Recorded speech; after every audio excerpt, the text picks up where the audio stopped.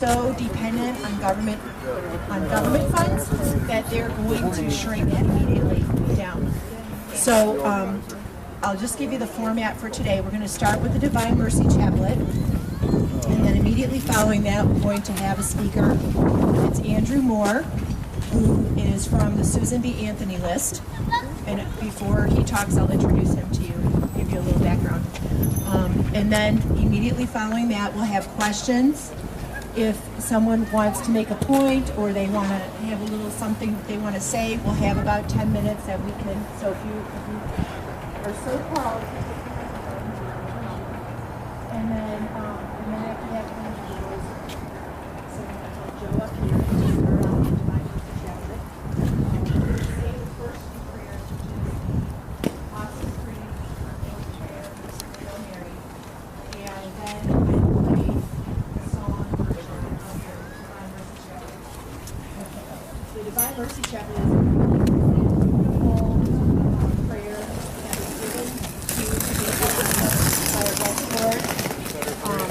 There isn't any reason why anyone who's not Catholic can't join in. And as you'll quickly see, the words of the song are just so beautiful. And it's a song that is used for the purpose of bringing souls to our blessed Lord who are in danger of death. That is why it is particularly important that we pray that particular prayer here today. Because as you know, Planned Parenthood is open and there are people going to walk by. So, and that reminds me, before we start, I need to tell you, please do not block the sidewalk. You'll notice that the police are here, the Montgomery County Police are here. They're here because I called them. I called them because we need protection to make sure that we are able to exercise our First Amendment right. Thank you. They also have, so we need to make sure that the sidewalk is clear. You are allowed to be we cannot block the sidewalk. Grass that is this great and on the public sidewalk. And that's it. That's our public area there. So you're allowed to crowd in and be then, but you got to give clear access to those doors. So the police are here to help us to do that and to keep us safe, as well as to let both groups express themselves in a peaceful manner. Okay? So here's Joe Gillen. He's going to start off with the Divine Mercy Chaplet.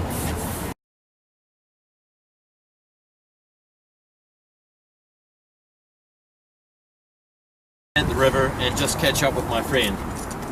Now, I was aware that Mark, Josh's dad, had been active in the pro-life movement in the 80s and 90s. He would protest outside the abortion facility in Christchurch, and he had been arrested for peaceful civil disobedience on multiple occasions. Suddenly, Mark pointed to the left and he said, "See that building?" He told me, "That's the crematorium where they burn the bodies of the babies killed by abortion." Now, up until this point, I had only been vaguely aware of abortion. I knew very little about it though. Mark was the only person I knew who had ever done anything to try to stop it. But now the victim had become real and tangible to me. It struck me in that moment that if they have to burn the bodies, that must mean there are actual little bodies, right? The bodies of the babies killed by abortion. So up until this time, abortion had been an abstract time for me. But it wasn't until I was able to grasp the humanity of the victim of abortion that I finally woke up to a realization of what was going on. Now, the prophet Isaiah tells us, "Learn to do right, seek justice, defend the oppressed, take up the cause of the fatherless, plead the case of the widow." And the Apostle James tells us something similar. He says, "Pure and undefiled religion before God and the Father is this, to visit orphans and widows in their trouble, and to keep oneself unspotted from the world." Is the microphone helping, or? Yeah. Okay, good. So I would ask you this.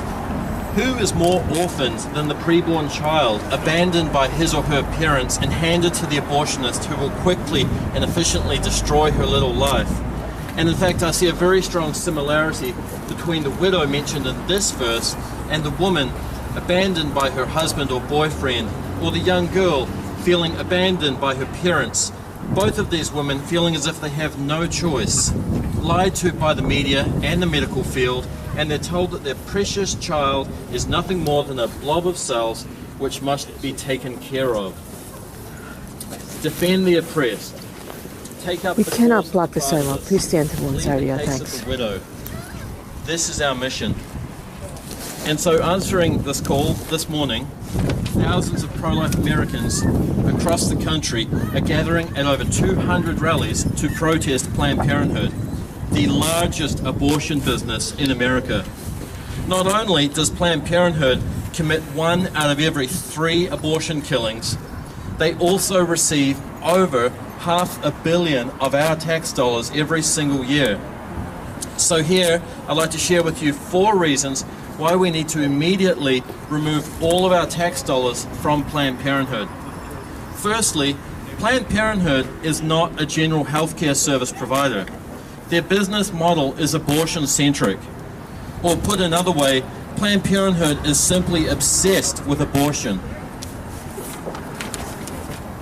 Planned Parenthood commits over one third of all abortions in America. Now in 2005, Planned Parenthood was killing 1 out of every 5 babies, but as of 2011, Planned Parenthood was killing 1 out of every 3 babies. And just on Tuesday of this week, in fact, Live Action released their latest undercover investigative video, which reveals that Planned Parenthood offers workers paid time off, lunches with upper management, and even pizza parties if they meet their abortion sales goals.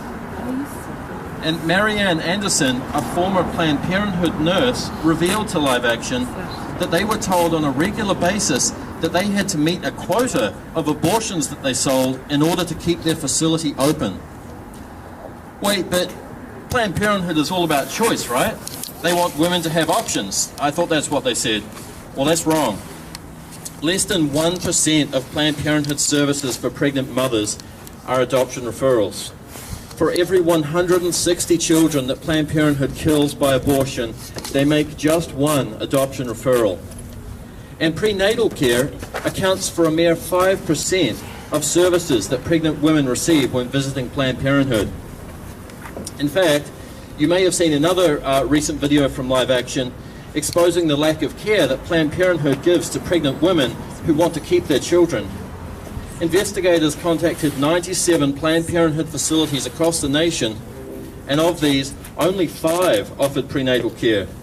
In fact, after these videos came out, Planned Parenthood went and scrubbed multiple pages across their website to remove all mention of prenatal care because they realized they'd been caught in a lie. Okay, so less than 1% of the services that pregnant women going to a Planned Parenthood receive are adoption referrals, and 5% receive prenatal care. So can you guess what makes up the other 94% of services that expecting mothers receive at Planned Parenthood? It's abortion. So here's those numbers again. If 100 mothers go into a Planned Parenthood, pregnant mothers go into a Planned Parenthood, 1 will get an adoption referral, 5 will receive prenatal care, and 94 will leave without their child. I thought it was only 3%. Yeah. So abortions are up at Planned Parenthood. And this leads me to the second reason that we need to defund the abortion giant. While abortions have steadily been going up at Planned Parenthood, and while the amount of tax dollars that they receive has been steadily going up, in fact, the amount of tax dollars Planned Parenthood receives went up by over 50% since 2007. And during this time, the number of other services that they perform has been going steadily down. Now, we've all seen Cecile Richards on TV giving apocalyptic warnings about what will happen if we defund Planned Parenthood. I'm sorry, when we defund Planned Parenthood. Yeah. We've all heard it, and they say thousands of women won't get the care they need. But here's some numbers they won't tell you. Planned Parenthood provides less than 2% of manual breast exams in America. They perform fewer than 1% of Pap tests. And they do, I'm sorry, this is so small it's hard to read. Oh, that's because they do exactly 0% of all mammograms. Wow. But even the other services they do perform are dropping massively. Since 2006, Planned Parenthood's cancer screenings and prevention services have been cut by more than half, and their client numbers have dropped by over 500,000 since 2010. So clearly, Planned Parenthood is an organisation that is in trouble. The services they claim to be so proud of, cancer screenings, mammograms, prenatal care, we know the truth now. They either don't do them, have never done them, or they do them very rarely. And either that, or the numbers they are doing are continuing to drop rapidly. And in the meantime, of course, the service that they don't appear to be quite so proud of, the service they falsely claim is only 3% of all their services, abortion, while that continues to rise steadily as they seek to create a monopoly within the abortion industry. And you'll remember that they went from doing 1 out of every 5 abortions in 2005 to 1 out of every 3 abortions in 2011. So abortions are up at Planned Parenthood and all their other services are down. Now here's the third reason that we need to defund Planned Parenthood immediately. Planned Parenthood is a criminal enterprise. In January, Susan B. Anthony List's research arm, Charlotte Lozier Institute, together with Alliance Defending Freedom, released a report showing that Planned Parenthood engaged in $12.8 million in waste, abuse, and fraudulent overbilling.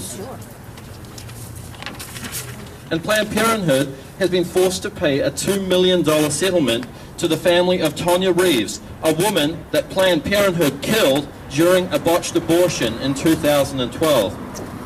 And then, of course, there's the horrific undercover videos that were released in 2015 by David Daleiden.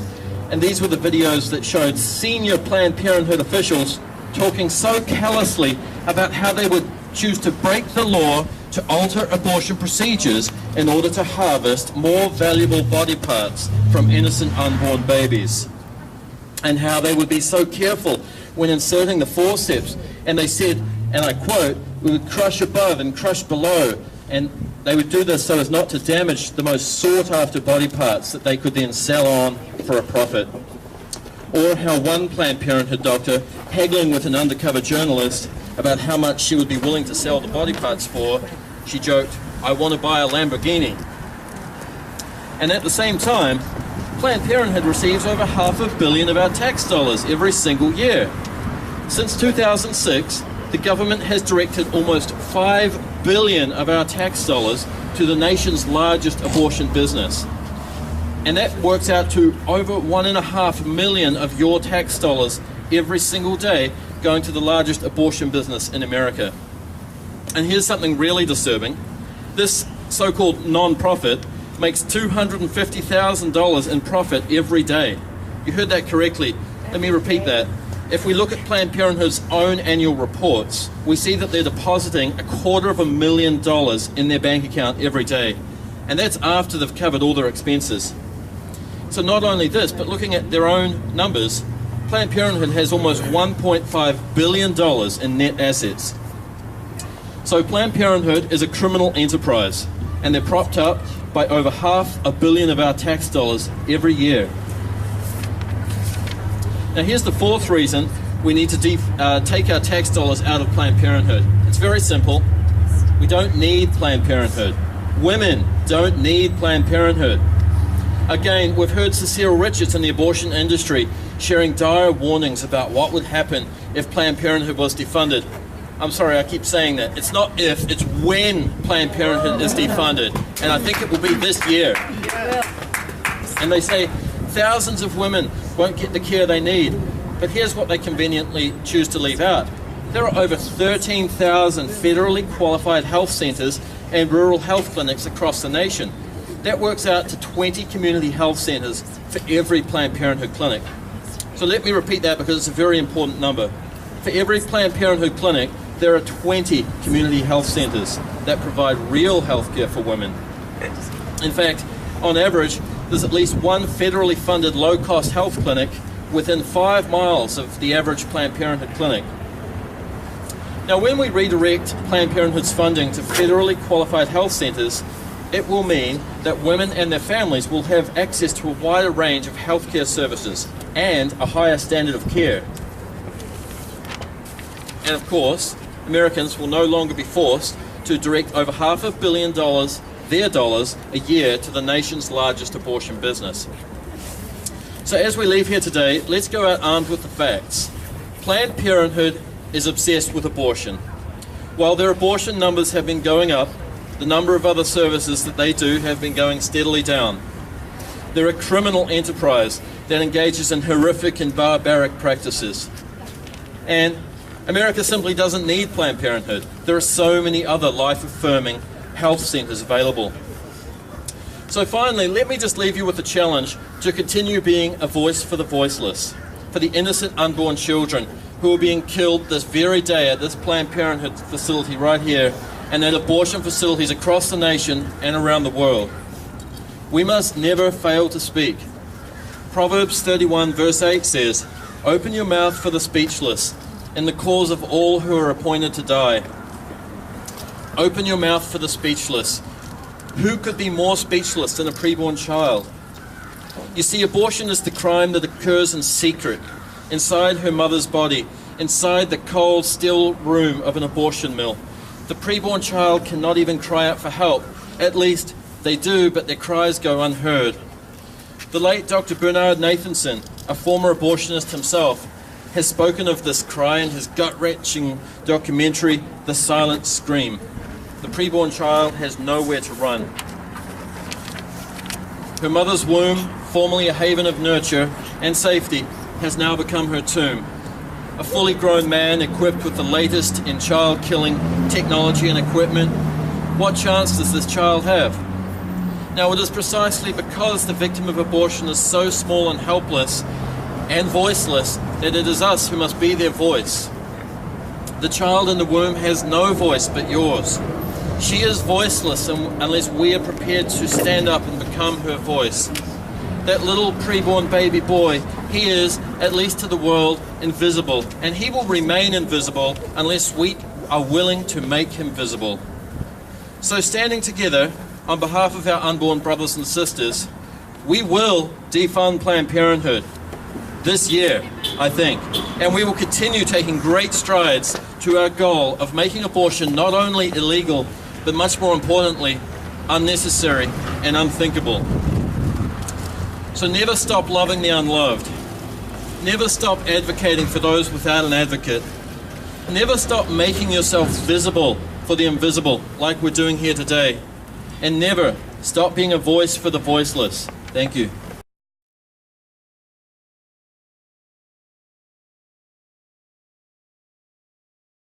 Do what's right, even when it's hard. Amen. Okay? I have no doubt that some women are getting pregnant in less than favorable circumstances, and my heart goes out to them. I really do. But they can do what's right, even when it's hard. And they have help. Lots and lots of help. There are tons of crisis pregnancy centers around here. There's a ton of help. There's even government help. So there's private charity help and there's government help. There's lots of help out there. There's no reason for someone to kill their baby because, you know, it's too hard to have a baby. Really? Try living with killing your baby. That's even harder. Okay? So the other thing is they put others before themselves. Okay? Think of that. So it's the convenience. Oh, I can't have a baby right now. I can't go to college. Or what am I going to do? How am I going to raise this baby on my own? It's all convenience. You got to put that baby ahead of yourself. You got to put other people ahead of yourself. I mean, we're all heroes in that respect. I mean, I'm sure there's times when you've done something and you've put somebody ahead of yourself. That's all it is, putting someone ahead of yourself. And then the third thing is to keep perspective. And that's what happened with my husband. He's calling me radical for praying outside of a building, when actual radical is walking past me to kill their unborn child. So now, those of us who are really active in the anti-abortion work, we don't even use abortion anymore because that word means nothing. It's so sanitized. I don't know. I'm 50. Hate saying that, but anyway, I'm 50. I'm proud of it. And when I was a teenager, I'm sure everybody loves hearing that. When I was a teenager, when I was your age, we couldn't even say the word abortion. Remember that? We might say it once, and then from then on in the conversation, it was referred to as it or the deed, or, you know, I mean, it was whispered. That's only in the 80s. So fast forward now, you know, 35 years later, and now we just proudly proclaim the word abortion, abortion, abortion, abortion, abortion. Nobody's afraid to say it anymore. Abortion. Okay, so now it's preborn child murder, because that's what it is. It is preborn child murder. Killing an innocent child, and nothing is ever solved by it. Okay, and then I have one question for those ladies over there. Do they love President Trump? Do you guys love President Trump? Do you love President Trump? Do you love? Because if you don't love President Trump, you're a fraud. Your signs are a fraud. So but you have to love President Trump. You don't have to like him, but you have to love him. Otherwise, you're a fraud carrying those signs. Okay, so here we're going to start the rosary. Come on up, Joe. We have a beautiful rosary. We're going to pray the joy